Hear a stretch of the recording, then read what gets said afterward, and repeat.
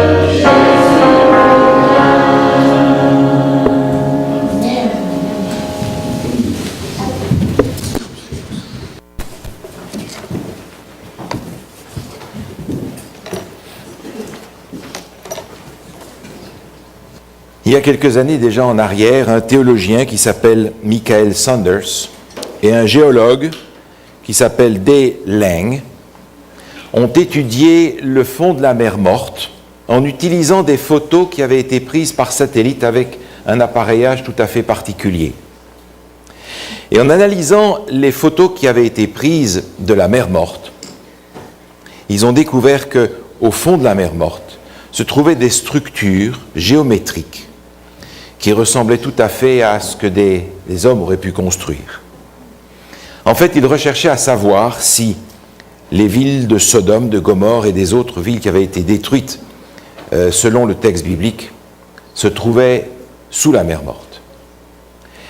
Et il semble bien que ces structures pourraient être les restes de Sodome, de Gomorrhe et des autres villes qui ont été détruites.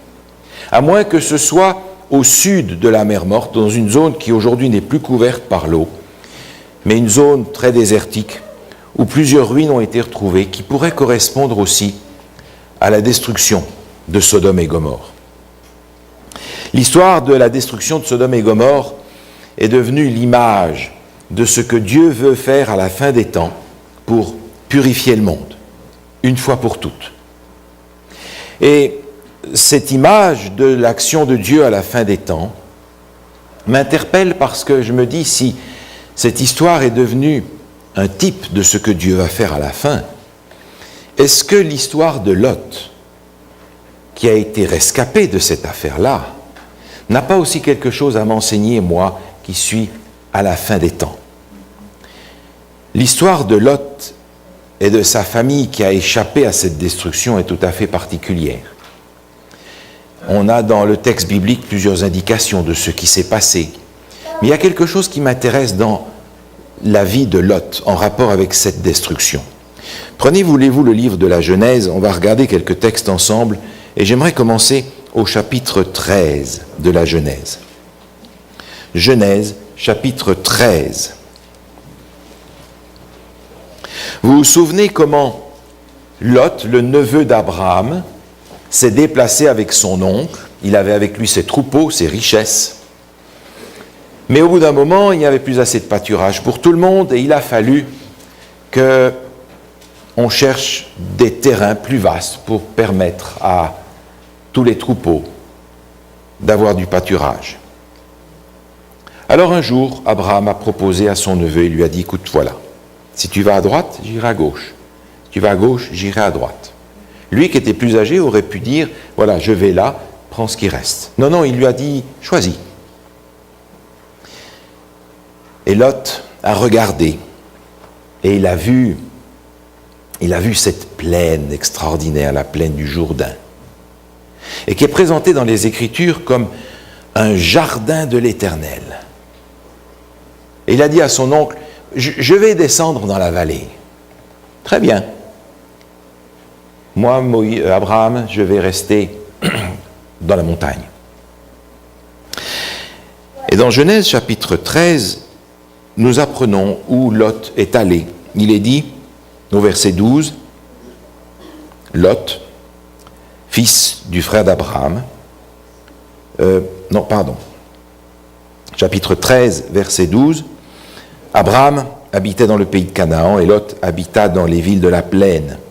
Et il dressa ses tentes jusqu'à Sodome. Le texte dit littéralement, il dressa ses tentes jusque vers Sodome. Il a continué à faire son camping à distance de la ville. Mais on peut lire un autre texte un petit peu plus loin dans le chapitre suivant, justement. Au verset 12 aussi, il est dit, Lot, fils du frère d'Abraham, demeurait à Sodome. Cette fois-ci, il n'est plus vers Sodome. On a l'impression qu'il en a eu assez de faire du camping et qu'il s'est dit qu'une vie plus sédentaire serait beaucoup plus agréable. Alors il est rentré en ville et il s'est installé à Sodome. Maintenant, tournez quelques pages jusque dans Genèse chapitre 19. Au verset 1er, nous lisons ceci. Les anges arrivèrent à Sodome vers le soir, et Lot était assis à la porte de la ville. Ceux qui sont assis à la porte de la ville, ce sont les notables de la ville. Ce sont les riches businessmen de la ville. Ce sont ceux qui sont impliqués dans les grandes affaires. Ce sont les juges. Et peut-être bien que Lot est devenu un des anciens de la ville. Vers Sodome, dans Sodome, à la porte de Sodome. On trouve ici un parcours que Lot fait vers Sodome. Et ce déplacement de Lot n'est pas simplement un déplacement physique, géographique, ça correspond aussi à un développement de sa pensée. Il était avec Abraham sur la montagne, il est descendu dans la plaine, et maintenant, il est à Sodome, un des notables de Sodome. Comme le mentionnait Merle Poirier dans un article de la revue adventiste récemment, il a adopté la mentalité de la plaine. Cette mentalité de la plaine, d'ailleurs, l'a profondément marqué, elle s'est enracinée en lui.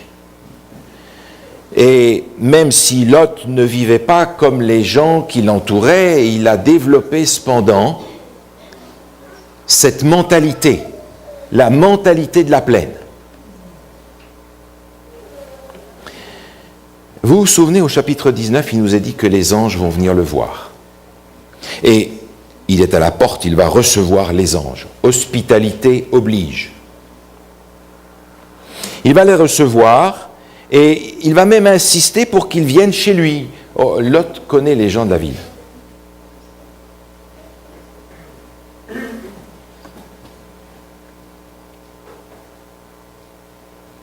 Lot va faire un grand repas pour ses invités. Il va leur préparer, nous dit le texte, un grand repas avec du pain sans levain.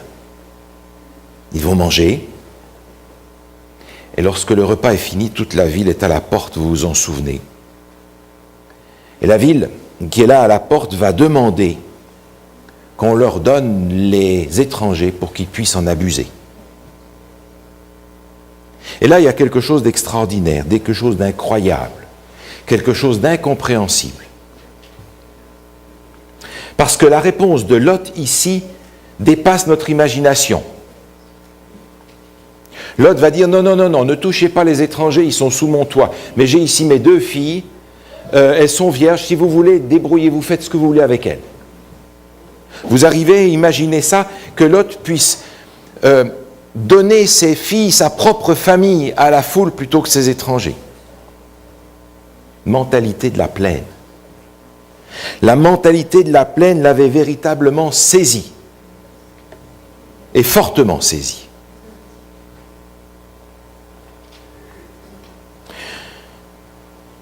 Lot, qui est là dans cette ville, ne faisait pas ce que les autres faisaient. Il ne faisait pas, mais il en était arrivé à un point où ce que ces gens faisaient ne le dérangeait plus. Il avait finalement accepté des accommodements raisonnables avec la ville où il était. Au chapitre 19, toujours un peu plus loin, au verset 12, les hommes qui sont en réalité 2 anges dirent à Lot: qui as-tu encore ici? Gendre, fils et filles, tout ce qui t'appartient dans cette ville, fais-les sortir de ce lieu. Parce que, disent-ils, nous allons détruire ce lieu. Lot a du mal à sortir. Parce que Lot est attaché à ces gens, il est attaché à ces choses. Et même si on lui dit de sortir, c'est difficile, alors il va aller voir ses gendres. Et ils vont rire, vous comprenez bien. Détruire la ville, sans blague. Ils sont mariés avec d'autres filles de Lot et ils vont rester là, parce qu'ils appartiennent à cette ville. Et ils vont mourir dans cette ville. Il faudra, vous vous en souvenez, que les anges les prennent par la main et leur disent: maintenant, on sort, on y va. Lot, sa femme et ses 2 filles qui ne sont pas mariées. Incroyable, il faut qu'ils se fassent prendre par la peau du dos pour sortir de la ville. Parce que, on est bien là quand même. Incroyable de penser que même des anges ne l'ont pas convaincu qu'il était urgent de sortir de là. Et la réaction que Lot va avoir par rapport aux instructions qui vont lui être données est une réaction extraordinairement intéressante, typique de la mentalité de la plaine. Regardez encore une fois dans le chapitre 19 de la Genèse, au verset 18. Les anges leur avaient dit d'aller dans la montagne pour se réfugier. Verset 18. Lot leur dit: « Oh non, Seigneur, voici j'ai trouvé grâce à tes yeux, et tu as montré la grandeur de ta miséricorde à mon égard, en me conservant la vie. Mais je ne puis me sauver à la montagne avant que le désastre m'atteigne, je périrai. Voici cette ville est assez proche pour que j'y m'y réfugie. Et les petites, oh, que je puisse m'y sauver, n'est-elle pas petite et que mon âme vive? On lui dit, va te sauver à la montagne. Elle dit, oh non Seigneur, la montagne, non, non, non, non, moi je veux rester en ville. Regarde, il y a une petite ville, elle est toute petite cette ville, elle est tout à fait inoffensive, une toute petite ville de rien du tout. Je vais aller là, d'accord? Et Dieu le lui accorde. Et on lit dans l'histoire qu'il faudra qu'il aille plus loin, qu'il aille finalement aussi se réfugier dans une caverne. Mais sortir de la ville pour lui, non, c'est difficile. Mentalité de la plaine. Retourner à la montagne n'est même pas une option. C'est à la ville que je veux rester. C'est dans la plaine que je veux rester. D'ailleurs, sa femme et ses filles ont aussi la mentalité de la plaine. Pensez donc à sa femme qui est partie avec lui, mais son cœur était tellement attaché qu'elle n'a pas pu s'empêcher de retourner par le regard et par son cœur dans cette ville à laquelle elle appartient. Elle y est morte avec les autres. Les filles, elles ont eu recours à l'alcool et à l'inceste pour s'assurer une postérité. Mentalité de la plaine. La mentalité de la plaine qui a véritablement pétri l'esprit de cette famille. Alors je me pose la question aujourd'hui. Est-ce qu'il y a un adventisme de la plaine? Est-ce qu'il se pourrait que notre expérience spirituelle de la montagne, de notre premier amour, nous l'ayons laissé de côté pour adopter progressivement la mentalité de la plaine? Et souvenez-vous, Lot n'est pas entré à Sodome en un jour. Il y est allé progressivement. Vers, dans, il y a la porte. Et Lot n'avait pas abandonné Dieu, pas du tout. Lot est regardé comme un juste. Mais notez bien que Lot n'est pas regardé comme un juste comme Enoch dans son temps. Parce que Enoch était injuste parce qu'il avait adopté les principes et les enseignements des Écritures. Tandis que Lot est injuste dans son temps par comparaison avec les gens de son temps qui ne le sont plus. Par comparaison, Lot a bonne allure, mais il a la mentalité de la plaine. C'est un petit peu comme ce texte que nous lisons qui se trouve dans l'Évangile où Jésus, dans cette parabole, met le pharisien et le publicain. Et la prière du pharisien dit « Ô Dieu, je te loue de ce que je ne suis pas comme ». Mais la comparaison est toujours dangereuse. Parce qu'évidemment, Lot, comparé aux gens irrémédiablement perdus de cette ville, avait bonne figure. Mais il était pétri de cette mentalité de la plaine. Alors se peut-il que nous ayons nous aussi, dans une certaine mesure, fait le même parcours que Lot? Un parcours qui nous a rapprochés de la plaine et de sa mentalité. Est-ce que nous avons laissé de côté cette expérience du premier amour, cette expérience de la montagne, pour aller vers une pleine satisfaction? Et vous pouvez écrire pleine comme vous voulez. Toutes les orthographes marchent dans ce cas-là. Dans la plaine, je crois que individuellement et collectivement, nous avons avec le temps fait des choix qui sont radicalement différents de ceux que nous aurions faits par le passé, radicalement différents des choix que nous avons faits dans le passé, ou que l'Église a fait dans le passé. Permettez juste quelques exemples. Quant au sabbat, par exemple, il est évident que nous faisons aujourd'hui, par rapport au sabbat, des choix concernant les activités qui sont foncièrement différents des choix que l'on a fait dans le passé ou que l'Église a fait dans le passé. Et puis, on fait des choix différents aussi par rapport à l'utilisation du temps pendant ce jour-là. Parce que, autrefois, probablement, il était clair que nous n'avions rien d'autre à faire le sabbat que d'être à l'église à l'heure. Parce que c'est un jour réservé à Dieu, et on le lui réservait probablement entièrement. Et puis, par rapport à notre vêtement, c'est la même chose. On fait aujourd'hui des choix par rapport à notre vêtement qu'on n'aurait pas fait dans le passé. Et certains, peut-être, viennent à l'église sans faire un choix à ce sujet-là. Un choix, en tout cas, qui n'aurait pas été fait dans le passé.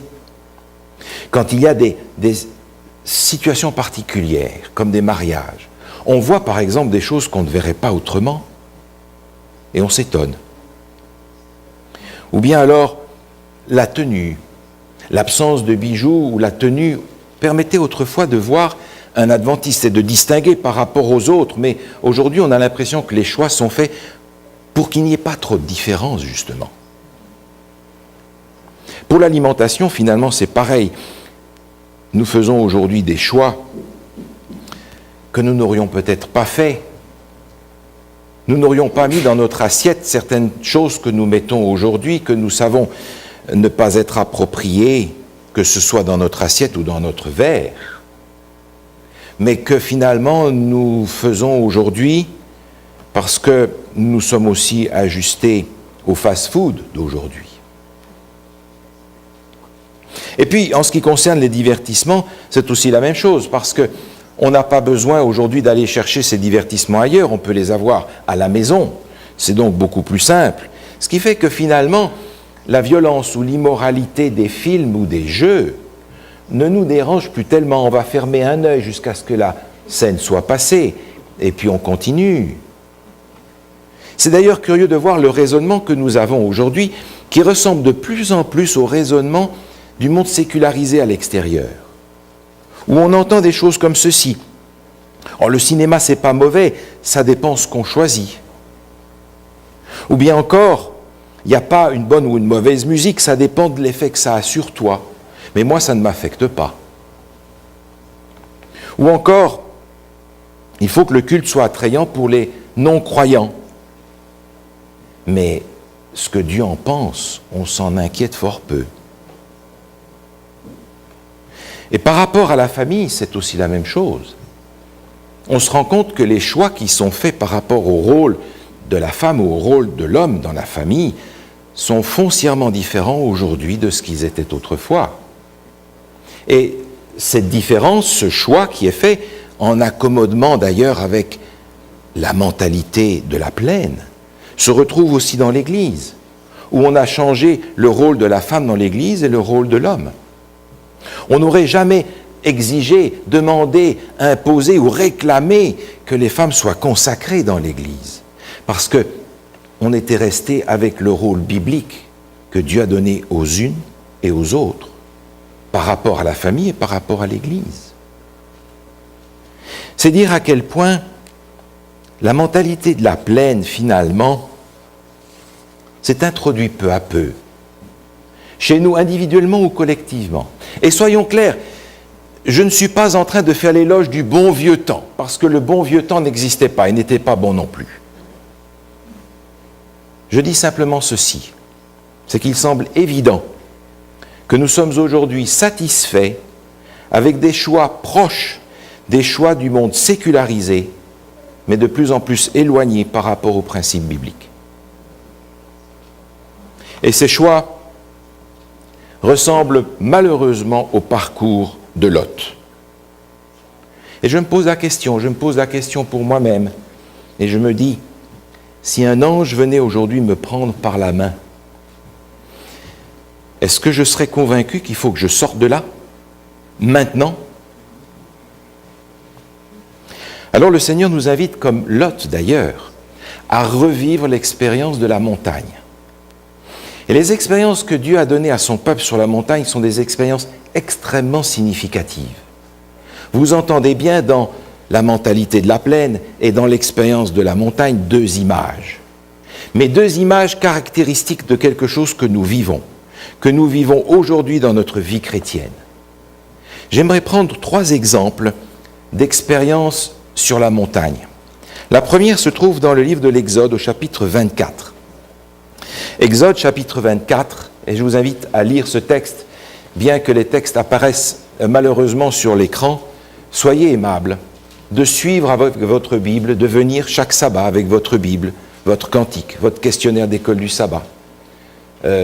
C'est pas si lourd que ça.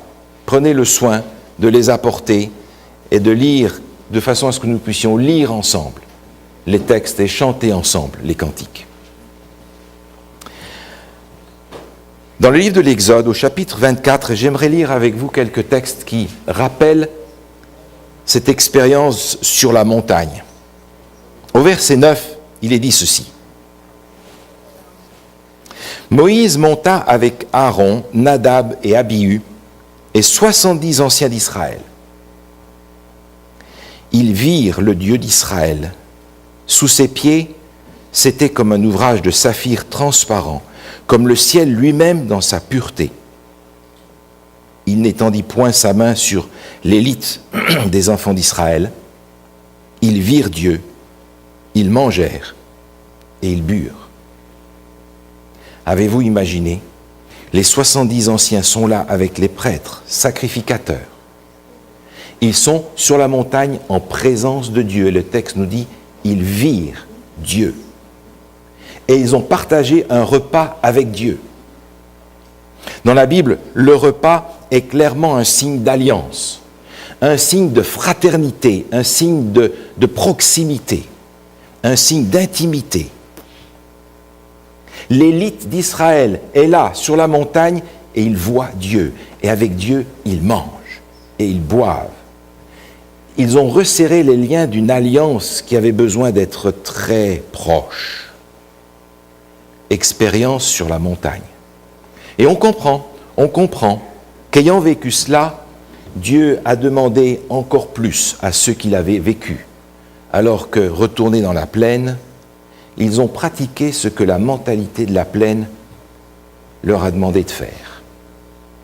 On pense en particulier à ce que Nadab et Abihu ont vécu et ont fait. Eux qui avaient aussi la mentalité de la plaine. Une autre expérience sur la montagne se trouve dans l'Évangile selon Matthieu au chapitre 17. Évangile selon Matthieu au chapitre 17. Vous connaissez ce récit, il est assez extraordinaire. Jésus l'avait annoncé. Il l'avait annoncé dans la perspective de faire comprendre à ses disciples ce que sera sa seconde venue.